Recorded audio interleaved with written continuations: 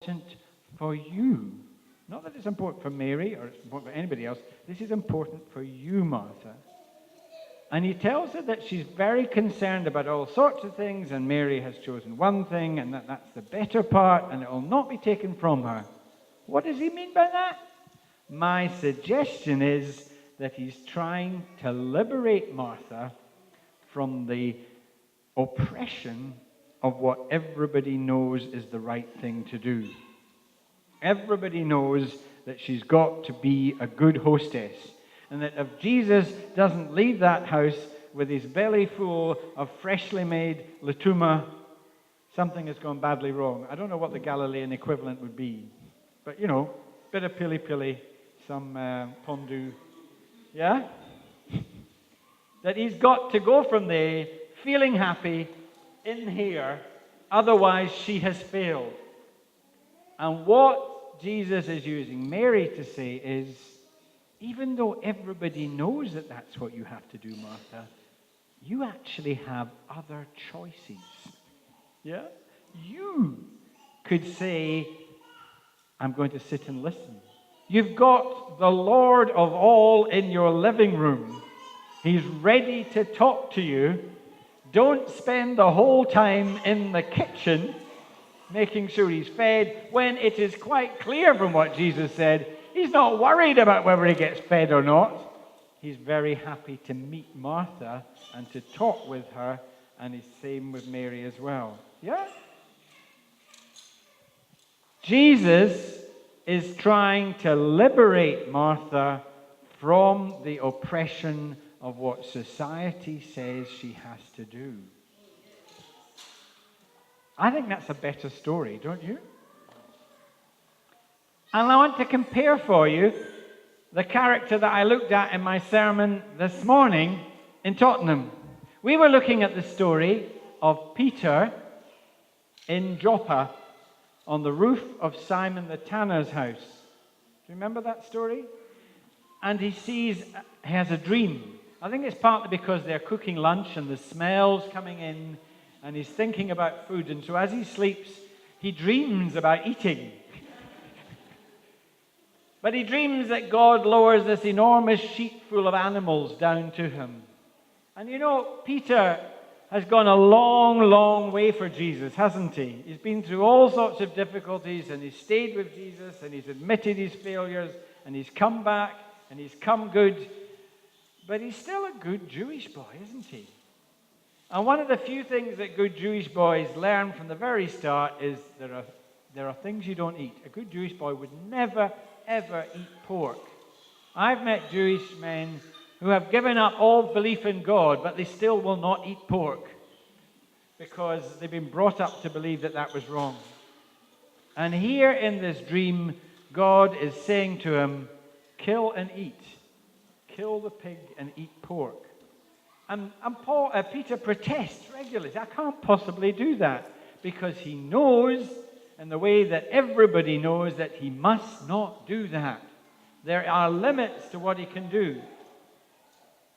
And he also knows that he really ought not to have anything to do with Gentiles. And of course, this dream is just God opening Peter up to the possibility that he can go and preach in Caesarea, in the heart of the Gentile city, to Cornelius, who is an officer in the army of the occupying empire.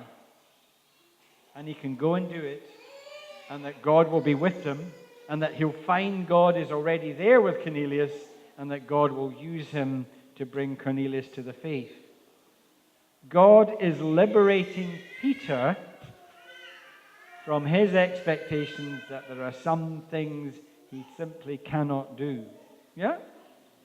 And I suspect that Jesus is trying to liberate Martha from exactly the same sort of thing, being trapped in society's expectations. Now, these society's expectations are basically good ones. It is good to look after your visitors. It is good to be careful about what you eat. It is good to be careful about the company you keep. But sometimes these expectations can trip you up. And Jesus seems to be saying, you've got to beware of the situation where the God who surprises us wants you to do something that hitherto society has said you must not do. I remember when I just came back from Nigeria, when I was teaching there, one of my friends from Nigeria had come over to London to do a PhD. And I went to visit him in his house in Brixton. And when I went in, he was bathing his baby daughter. And obviously enjoying doing this. And the first thing he said to me was, "Don't ever tell anybody in Nigeria that I am doing this." Because although he was enjoying it, and it was very special to him, it wasn't something that the society in Nigeria at that time could accept. It probably still can't accept it. But you know what I mean?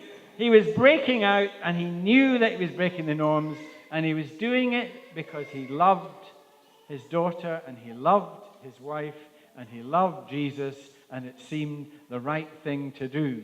And I believe it was. And it brought him pleasure, and it seemed to be bringing the daughter pleasure too, and it meant that the wife was getting ready to do something else. So, what it says to me is that both the Martha story and the Peter story tell us that Jesus is not about setting strict norms of behavior that will always apply in every situation. And that means that even if you were living in the same town or the same village as your great-grandparents, and the family tradition was going on, and you were trying to maintain everything the way that you've been brought up to do it, you would not have Jesus on your side. Jesus would be encouraging you to realize that you had other options and that you could break out. And if that is true, if you were in the situation where your family had lived for generations, surely following Jesus has an even more special and more important role to play when you live in an intercultural mix with intergenerational differences. What am I talking about? If you live in Birmingham, yeah, and you've not grown up in Birmingham, and your children are growing up in Birmingham, the complex of what is right and what is wrong and whose norms to apply is much more complicated. I remember a story from Tottenham. The Greek Cypriot community in Tottenham, about 20 years ago when I was living in London then, would not allow their daughters to go out on a date with a young man unless a chaperone, an other adult, went along with them. And they were very insistent about this, which really upset the girls, because none of their classmates had to take an aunt with them when they went out on a date with a boy. And as you can understand, it rather changed the nature of the relationship. And the Greek Cypriots were insisting that their daughters did that because that's what they had known when they lived in Cyprus. But then they used to go on holiday to visit the relations in Cyprus, and the people in Cyprus said, "We don't do that anymore." Yeah? Oh, that's so old-fashioned. And they discovered that what the community in London was doing was trying to maintain the social norms that had already been rejected by the community back in Cyprus. That's one of the dangers of living in an intercultural situation, that you actually take the norms that you arrived with and you freeze them, when even in the culture that you've left, the norms have not been frozen. Yeah? That's one danger. And the other one is that, and this is perhaps more of a danger for the young people, is that they want to throw over everything that their parents stand for because it feels old-fashioned, it feels restrictive, and they're out there living in this new society which feels much more exciting and different, and so they don't want anything to do with it.